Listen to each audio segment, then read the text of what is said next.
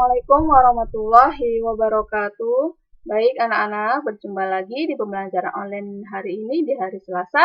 Sekarang kita akan belajar tematik bahasa Indonesia. Tetap standby dan tetap sehat selalu ya. Kali ini kita akan bahas mengenai masih di pendalaman materi ya. Tema 1, indahnya kebersamaan. Oke. Ini berada di subtema 1 dan 3. Masih membahas tentang gagasan pokok dan gagasan pendukung.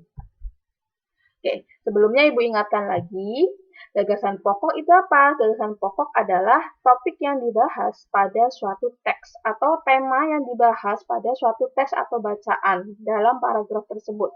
Kemudian gagasan pokok itu ditemukan biasanya pada kalimat utama yang terletak pada bagian awal, akhir atau awal dan akhir paragraf. Kemudian gagasan pendukung. Gagasan pendukung itu adalah uraian atau informasi tambahan pada suatu bacaan. Jadi ketika gagasan pokok pada kalimat utama tersebut itu sudah ditemukan, maka ada penjelasan-penjelasan berikutnya otomatis. Nah, penjelasan berikutnya itu adalah sebuah gagasan penjelas atau kalimat penjelas. Nah, dari kalimat penjelas itu nanti akan ditemukan gagasan pendukung dari uraian-uraian atau informasi tambahan tersebut dalam suatu kalimat penjelasnya. Oke, sekarang untuk lebih memahamkan kalian, Ibu akan coba menentukan cara-cara menentukan gagasan pokok dan gagasan pendukung.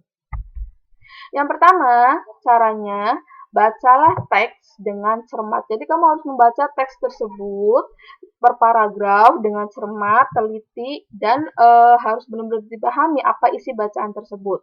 Boleh bolak-balik dibaca sampai kamu paham isi dari bacaan tersebut. Nah, yang kedua, kamu cermati kalimat pertama hingga kalimat terakhir pada setiap paragraf.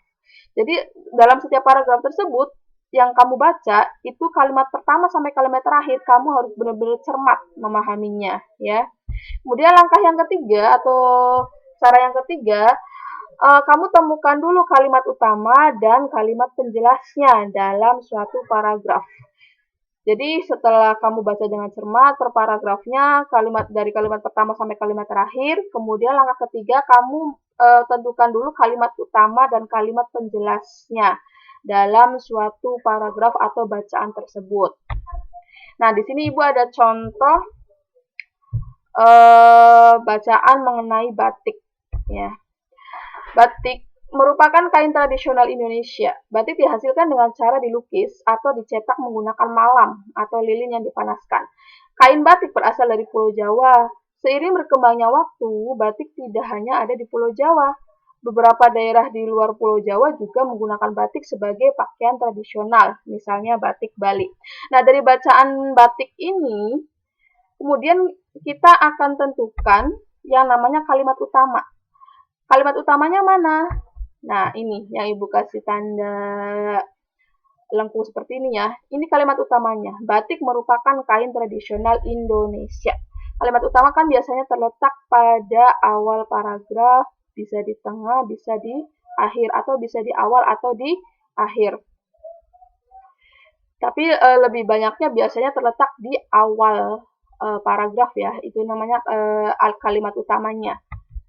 Kemudian dari bacaan yang tadi masih sama, kita akan tentukan yang namanya kalimat penjelas. Mana sih kalimat penjelasnya? Nah, ini. Jadi dari kalimat utama ini, batik merupakan kain tradisional Indonesia.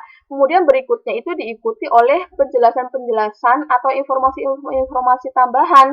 Nah, penjelasan dan informasi tambahan ini dari kalimat utama tadi itu namanya kalimat penjelas. Jadi dijelaskan lagi nih secara rinci tentang kain batik itu dihasilkan dengan cara bagaimana, terus kota-kota mana yang menggunakan kain batik, ya dijelaskan lagi, informasi tambahan lagi, itu namanya kalimat penjelas.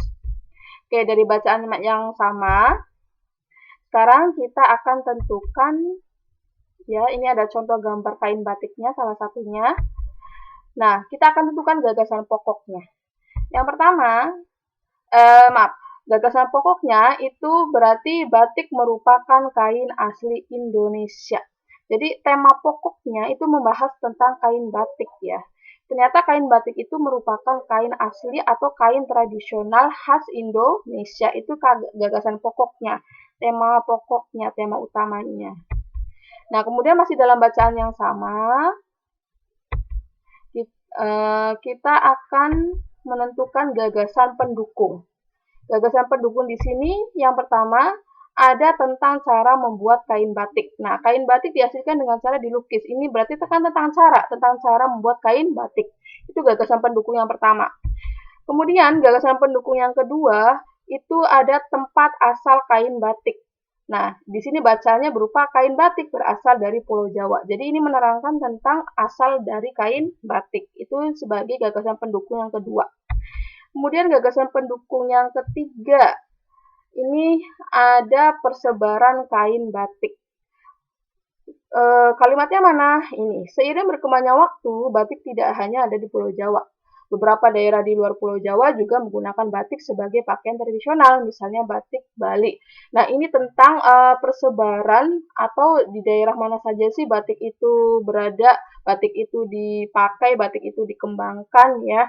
Itu berarti kita ambil kesimpulannya saja atau kita tarik ringkas kalimatnya saja ya, itu namanya gagasan pendukung, diringkas saja.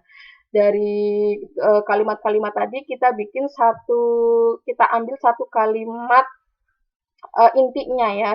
Contoh tadi gagasan pendukung pertama, cara membuat kain batik. Yang kedua, tempat asal kain batik. Yang ketiga, persebaran kain batik. Itu diambil ringkasnya saja dari beberapa kalimat tersebut. Ya, dari masing-masing kalimat tersebut. Ya, itu namanya gagasan pendukung. Jadi diambil kata-kata intinya saja, ya. Baik, anak-anak, untuk kali ini dijelaskan mengenai bahasa Indonesia tentang kalimat utama, kalimat penjelas, dan kalimat pendukung. Semoga kalian paham ya, nanti insya Allah tugasnya menyusul. Perhatikan baik-baik. Soalnya bahasa Indonesia itu harus belajar membaca dan harus mau membaca, tidak boleh malas membaca. Dan ketika membaca, kamu harus perhatikan baik-baik. Apa yang kamu baca, kamu sudah harus paham dan jangan terlalu cepat ketika membacanya. Di situ ada tanda baca.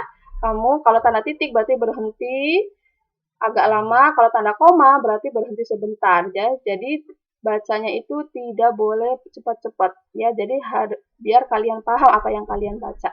Baik, selamat belajar, tetap semangat. Assalamualaikum warahmatullahi wabarakatuh.